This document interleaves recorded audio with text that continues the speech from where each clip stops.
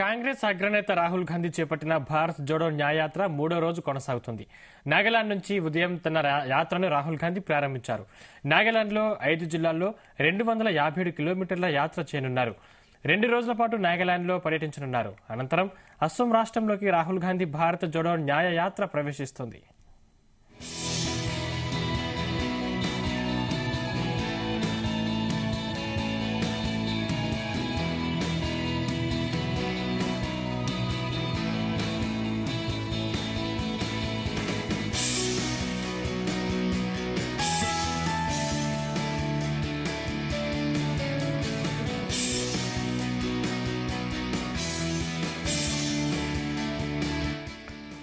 రెట్టించిన ఉత్సాహంతో కాంగ్రెస్ అగ్రనేత రాహుల్ యాత్రను చేపడుతున్నారు.